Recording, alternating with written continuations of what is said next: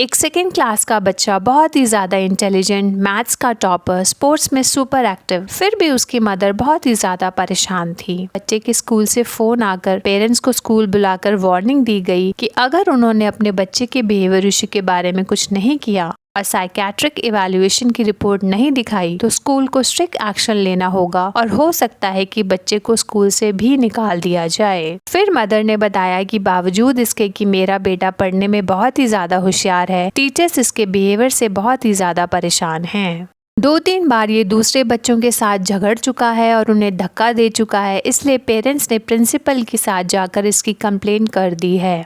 अब हालत ऐसी हो गई है कि अगर कोई और बच्चा भी गलती करता है तो सबसे पहले मेरे बेटे का ही नाम आता है। इसे क्लास के बच्चे बैड बॉय कहकर बुलाने लगे हैं और बोलते बोलते मदर की आंखों में आंसू आ गए। मदर ने बताया कि मेरा बेटा स्पोर्ट्स में बहुत ही अच्छा है, पर ये रनिंग और स्केट्स में ही परफॉर्म कर पाता है, जो कि सोलो स्पोर्ट्स हैं। पर कोई भी खेल जिसमें टीम स्पोर्ट्स होता है उसमें इसका दूसरे बच्चों के साथ झगड़ा हो जाता है।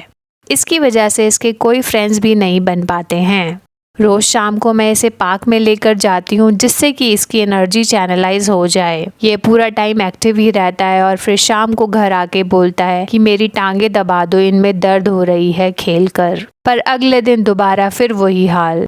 डॉक्टर साहब, मैं तो रोज के रूटीन से कभी कभी थक जाती हूँ। बच्चे की डिटेल हिस्ट्री लेने के बाद और साइकेट्रिक इवैल्यूएशन करने के बाद पता चला कि बच्चे को हाइपर एक्टिविटी डिसऑर्डर है और जिसका इलाज कराना बहुत ही ज़्यादा ज़रूरी है।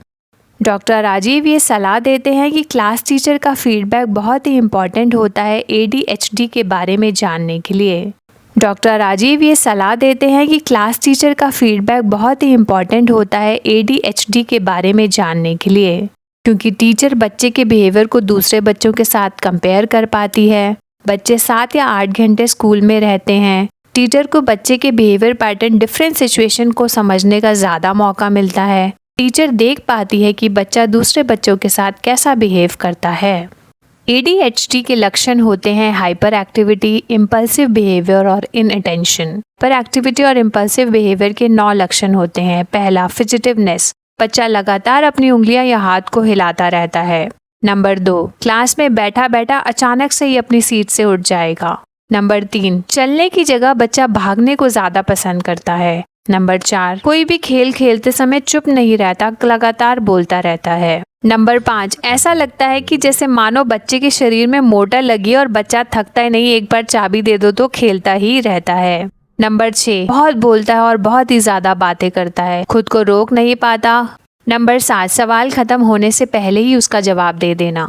नंबर 8, अपनी टर्न की वेट ना कर पाना। नंबर 9, अगर 2 लोग बात कर रहे हो तो बीच में ही अपनी टांग अड़ा देना। अगर माता पिता आपस में बात कर रहे हो तो बच्चा बार बार उन्हें परेशान करता रहता है और उन्हें आराम से बात भी नहीं करने देता। अगर किसी भी बच्चे में इन 9 लक्षणों में से कम 6 लक्षण रहते हैं लगातार 6 महीने के लिए और इन लक्षणों की वजह से उसके बिहेवियर में प्रॉब्लम आ रही है, स्कूल्स में कंप्लेंट आ रही हैं, दोस्त नहीं बन पा रहे हैं, घर में माता पिता परेशान हैं, 3 मेन एरिया स्कूल, प्ले या फिर घर में से अगर किसी 2 एरियाज में प्रॉब्लम आ रही है तो बहुत ही ज़रूरी है जल्द से जल्द किसी साइकेट्रिस्ट या साइकोलॉजिस्ट के पास जाना। ADHD में बच्चे की हालत उस फूल की तरह हो जाती है जिसमें रंग भी है, रूप भी है, खुशबू भी है और ताजगी भी है, पर सूरज की सही रोशनी ना मिलने की वजह से वो ठीक से खिल नहीं पाता। कुछ बच्चे 12 से 15 साल की उम्र तक बिना ट्रीटमेंट के भी ठीक हो जाते हैं, पर ADHD के कारण बच्चे की क्वालिटी ऑफ लाइफ खराब हो जाती है। दूसरे बच्चे उसे लेबल करना शुरू कर देते हैं, बच्चे का कॉन्फिडेंस लेवल कम हो जाता है।